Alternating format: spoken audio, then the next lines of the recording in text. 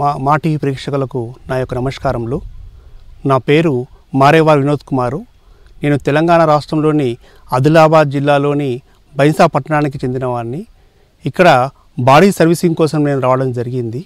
మా యొక్క మిత్రులు సల్లా శ్రీనివాస్ టీచర్ గారు, మా యొక్క కొలీగు, వారు ఇంతకు పూర్వం ఇక్కడ రావడం జరిగింది. వారి యొక్క సలహా మేరకు నేను ఇక్కడ బాడీ సర్వీసింగ్కు రావడం జరిగింది.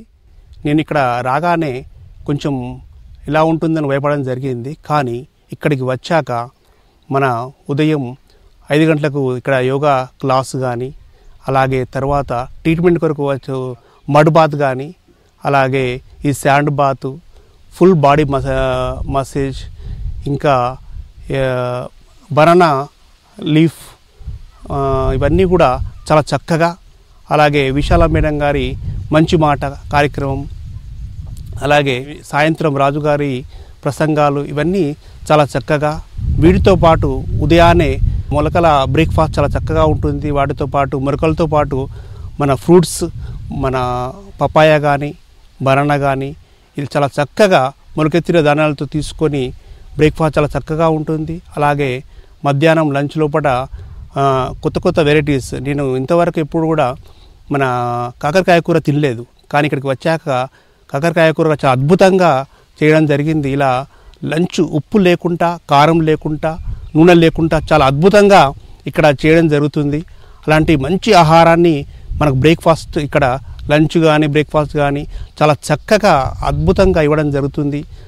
దీనితోనే మనకు ఇక్కడికి వచ్చిన సగం రోగాలు తగ్గుతాయని నేను అందరికీ తెలియజేస్తున్నా.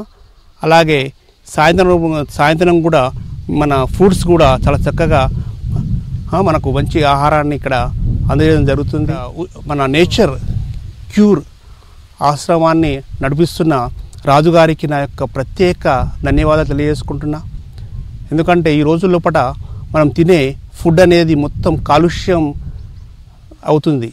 మనము సరైన గాలి పీల్చుకుంటలేము. మనం రోజు పొల్యూటెడ్ ఎయిర్, అలాగే నీరు కూడా సరైన నీరు తీసుకోవట్లేదు. మన నీరు ఏ విధంగా తీసుకోవాలి, ఉదయం లేవగానే ఎంత నీరు తాగాలి, ఇవన్నీ చాలా చక్కగా ఇక్కడికి వచ్చాక నేను నేర్చుకున్నాను.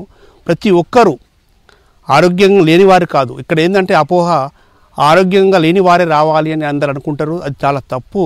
ఇక్కడ ప్రతి ఒక్కరూ ఆరోగ్యంగా ఉన్నవారు కూడా వచ్చి ఇక్కడ రాజుగారి యొక్క అమూల్యమైన సలహాలు, ప్రసంగాలు విని వారు కూడా ఎంతో కోల్పోయామని అప్పుడు అనుకుంటారన్నమాట.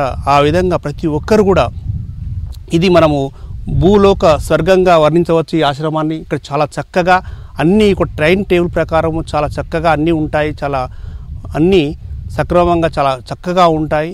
కాబట్టి ఇలాంటి చక్కని ఆశ్రమాన్ని కొనసాగిస్తున్న రాజుగారికి నా యొక్క ప్రత్యేక ధన్యవాదాలు. అలాగే విశాల మేడం గారికి కూడా నా ప్రత్యేక ధన్యవాదాలు. అలాగే మా గోల్డ్ వారికి కూడా నా యొక్క ప్రత్యేక